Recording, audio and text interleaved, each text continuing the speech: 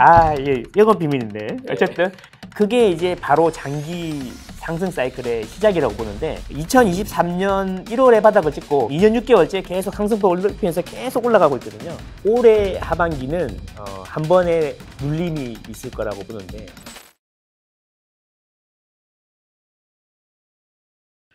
대표님 같은 경우는 이제 데이터의 중요성을 굉장히 강조를 많이 해주셨는데, 네. 자, 그럼 뭐 수많은 부동산 데이터들 중에서 뭐 네. 내 집 마련을 할 때 꼭 봐야 될 이런 핵심 지표 뭐가 있을까요? 제가 보기엔 입주 물량을 많이 보셔야 되지 않을까 이런 생각을 많이 해봅니다. 결국 금리하고 수급으로 가격이 결정된다고 보는데 그러면 공급 물량이 계속 늘어나지 않는 지역이면서 인기 있는 지역들은 가격 상승률이 클 거거든요.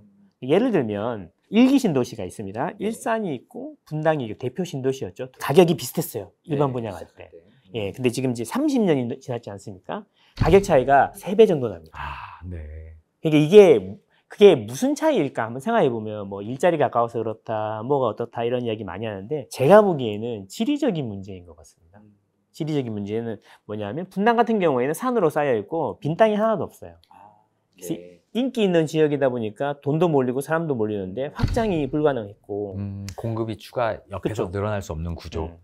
일산 같은 경우에는 일산 신도시 앞에 덕양구에서 또 대규모 공급이 있었고 또 그게 잠잠해질만 하면 뒤에서 파주에서 또 공급을 하고 그리고 또 이제 그게 잠잠해지면 창릉 신도시 들어오겠죠.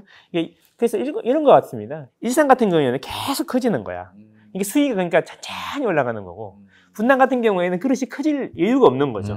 그러니까 조금만 물이 들어오면 확 올라가는 거지. 장기적으로는 그래서 지리에 수렴하는 것 같습니다.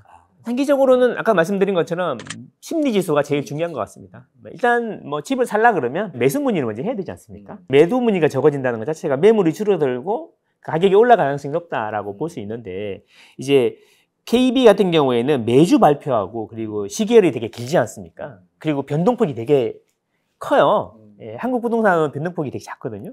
그래서 저는 이제 심리지수 하단을 연결한 선하고 상단을 연결한 선이 이렇게 확산 분위기에 있는지 수축 분위기에 있는지 이걸 많이 봅니다. 아, 그래요? 예. 이게 어떻게 수렴하는 게 좋은 건가요? 확산이 좋은 건가요? 그러니까 심리의 변동폭이 점점 커지는 게 상승 국면에 있는 거고요. 심리의 변동폭이 줄어들면서 아래로 내려가는 게 이제 하락 국면에 있는 건데 2010년 초반에 그런 사이클이 이제 초반에 이제 점점 이 폭이 아래 위 폭이 커지면서 점점 위로 올라가는 그런 구조가 10년 동안 지속됐어요. 그게 이제 바로 장기 상승 사이클의 시작이라고 보는데 2023년 1월에 바닥을 찍고 KB 심리가 사실 지금 2년 6개월째 계속 상승폭을 넓히면서 계속 올라가고 있거든요.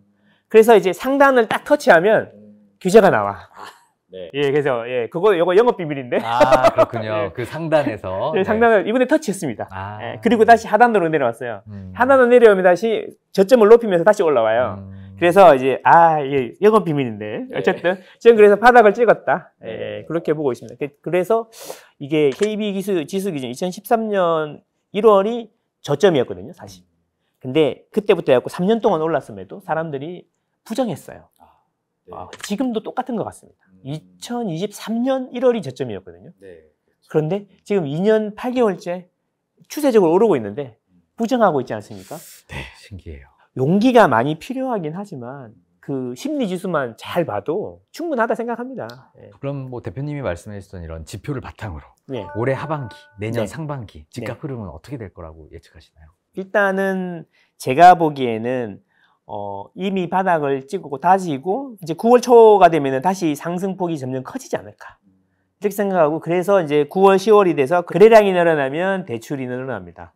그러면 또 규제가 나올 가능성이 있다. 근데 대출 규제는 어느 정도 쪼여놨기 때문에 더 조이면 이제 실수요자들이 배격하기 때문에 아마 다른 스타일의 규제가 나오지 않을까 생각하고 그러니까 수요 억제책만으로는 한계가 있으니까 그래서 계속 이제 공급 대책이 나와야 된다 이런 이야기들이 있는 것 같습니다. 네, 대표님이 만약에 국토부 장관이세요. 자, 그리고 지금 이런 현상에서 어떤 대책을 내놓으실 것 같아요? 저는 대책을 내기 전에 네. 가장 먼저 솔직하게 브리핑을 한번 할 것 같습니다. 서울의 집값은 잡을 수 없습니다. 인정하고. 인정합니다. 그리고 서울의 도심에 공급할 수 있는 방법은 재건축 재개발밖에 없습니다. 그래서 재개발 재건축을 할 건데 분양가 상한제도 안 할 겁니다. 그래서 단기적으로는 집값이 급등할 수 있습니다. 하지만 우리의 미래를 위해서 10년 이상 장기적인 플랜을 잡아서 재개발 재건축을 추진하지 않는다면 여러분들이 걱정하시는 대로 미래 세대들이 서울의 집은 절대 언감생심이 될 거다. 그래서 지금 우리가 좀 고통을 감내하더라도 계속 공급 확대책을 하는 게 맞다. 주택 정책을 정치와 관계없이 총괄할 수 있는 전문가 집단을 만들어서 그 집단들이 자문을 통해서 하겠다. 그래야지 정권이 바뀌어도 이게 계속 진행이 돼야 되는 거잖아요. 제가 국토부 장관이면 그럴 건데 아마 안 될 겁니다. 누가 해도. 그래서 구조적으로 서울은 집값을 잡기가 힘들 거다. 힘들다. 네.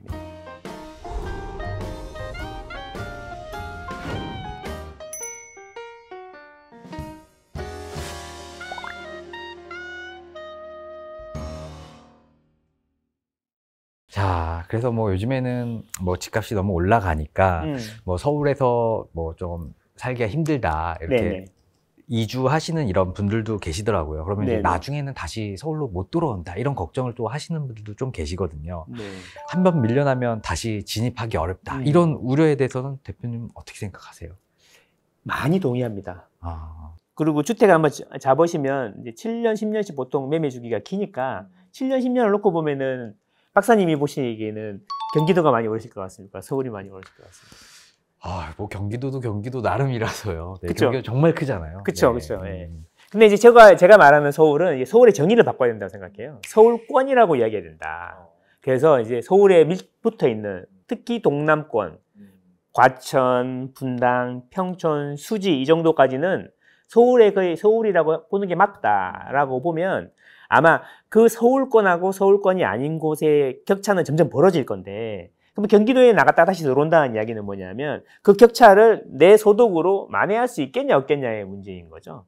근데 그게 현실적으로는 쉽지 않을 거라고 보는 게 이제 결혼하시고 아기가 생기고 그럼 돈 나갈 곳은 많고 그러다 보면 점점 이제 저축하기 힘들어지지 않습니까? 그래서 이제 한번 나가면 못 들어온다. 사실은요. 네. 제가 신입사원 때 20년도 전부터 그런 이야기가 있었습니다. 네. 예전에 있었던 속담이었군요. 평행 이론입니다. 아, 네. 자, 그럼 뭐 지금이라도 혹시 들어갈 만한, 들어가야만 하는 이런 수도권 지역이 좀 따로 있을까요? 저는 과천. 과천. 과천이 일대장이고 네네. 과천은 좀 부담되지 않습니까? 네, 그건 비싸죠. 네. 순서대로 가야 되니까. 네. 분당. 분당도 또 비싸잖아요. 분당이 안 되면 평촌. 평촌. 근데 평촌은 구축이니까 신축으로 한다. 그러면 광명이라. 광명. 구성남. 구성남. 네, 구성남. 그리고 수지. 광명과 구성남 두 개를 만약에 놓고 보시면 순위가 어떻게 되세요? 광명하고 구성남은 네. 이렇게 비슷하게 갑니다. 아, 모든 비슷하고요? 게 가격이 정해졌기 때문에. 근데 문제가 뭐냐면 이게 입주 물량의 시차가 좀 달랐어요. 그러니까 예를 들어 2년 전에 광명, 성남을 물어봤으면 광명도 괜찮고 성남도 괜찮다라고 했었겠지만 지금 이제 그 성남은 그때 입주 물량이 끝나가고 있었고 광명은 입주 물량이 폭발하기 직전이었거든요. 2년 전에. 그러면 이제 그때는 성남을 선택하는 게 맞았고 그리고 이제 지금은 입주 물량이 내년에 끝납니다. 무려 광명이 2만 세대거든요. 그래서 이제 성남이 더 비싸요, 지금은. 성남이 더 잘 치고 나간단 말이죠. 그럼 지금 이 시점에서 그럼 둘 중에 뭘 해야 되냐라고 하면 이제는 광명이 괜찮을 수도 있다. 아, 눌려 있으니까. 그러니까 2년, 3년 주기로 보면 그렇다. 이렇게 보는 것이 맞겠습니다. 그럼 2, 3년 뒤에 다시 두 개가 비슷하면 그쵸. 뭘 선택해야 되나요? 입주 물량에 상관이 없다. 그거는 취향이죠. 취향. 예, 취향이죠. 뭐냐면 광명은 두 개로 나눌 수 있죠. 재개발 재건축이 많은 그 광명 사거리역 그쪽하고 그 다음에 재건축이 많은 철산 지역. 가디구디에 붙어 있잖아요. 거기가 전체적으로 평평한데 그 평평한 걸 좋아하냐? 아니면 성남은 이제 좀 남한산성. 예, 경사가 가보시면 아시겠지만 네. 어마어마하거든요. 네. 하지만 이제 그 서울 가깝고 그 다음에 판교도 있고 그래서 이제 그런 거에 취향 차이인 것 같습니다. 취향 차이. 예. 결국 둘 다 비슷할 것 같다. 그렇죠. 네, 이렇게. 모든 게 가격이다. 네. 자, 그래도 혹시 뭐 여력상 탈서울을 할 수밖에 없다. 만약에 탈서울을 한다라고 했을 때 뭐 좀 주의해야 될 이런 부분들이 좀 있을까요? 저는 이제 탈서울을 해야 될 때는 그 입주 물량을 많이 보셔야 된다. 그렇죠. 장기적으로 공급이 많은 곳은 자산 형성에는 도움이 안 될 수 있어요. 그러니까 특정 지역을 좀 말씀드려서 죄송하긴 하지만 1기 신도시 중에도 살기는 진짜 좋은 데가 많거든요. 가보면 너무 좋습니다. 너무 어메니티 좋고. 예, 근데 가격이 안 오르는 거죠. 예. 인프라나 이런 건 너무 좋은데 가격이 안 오르다 보니까 이게 살기는 좋은데 시간이 지날수록 어떤 친구는 거기 들어갔고 어떤 친구 이게 한 10년, 20년 지나고 나다 보니 격차가 심해지니까 심리적으로 좀 예, 그렇죠.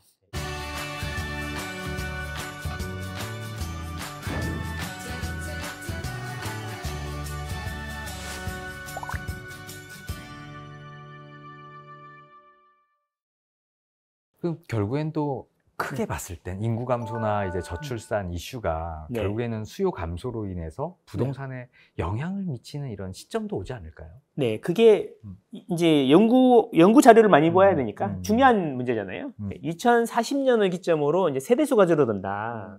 지방은 이미 시작됐고 되게 심하잖아요. 예. 이제 인구 감소 속도가 더 빨라지면 빨라질수록 수도권에서도 그런 현상들이 생기지 않겠습니까? 서서히. 그러니까 옛날에는 큰 고기도 물가에 살았는데 이제는 가뭄이하고 다 타들어가니까 그 고기들 어디로 갈까요?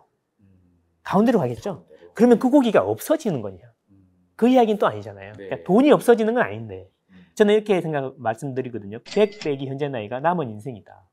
생각보다 길다. 그렇게 보면 긴 관점에서 보면은 우리는 어디에서 지금 낚싯대를 들이워야 되는지 좀 무리가 되더라도 예. 제가 인구 감소해가지고 예. 한 말씀을 드리면 네. 이제 경기도로 많은 사람들이 이사를 가는 이유는 서울의 집값이 비싸기 때문이다라고 주장하는 거죠. 네. 그래서 보면 서울의 인구는 많이 줄었고 경기도의 인구는 늘었다라고 하는 라는 주장인 거잖아요. 네. 근데 저는 그게 동의할 수가 없습니다.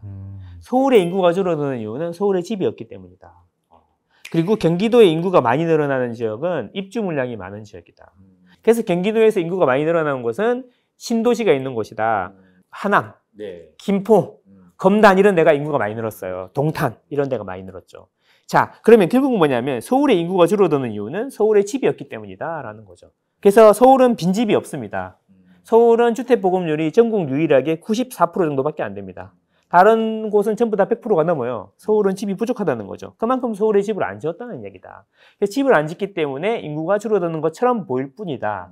더 놀라운 것은 이 책에서도 말씀드렸지만 서울에서 최근에 인구가 가장 많이 늘어난 곳 중에 한 곳이 어디일까요? 서울에서요? 예, 학령기 인구가 늘어났어요. 학령 인구요? 인구도 늘어나고 실제 인구도 늘어났어요. 강남구입니다. 강남구요? 예, 강남구는 출생률이 서울에서 뒤에서 6번째입니다. 아, 요즘 최근에 이제 강남 분양 그렇죠. 물량들이 많으니까.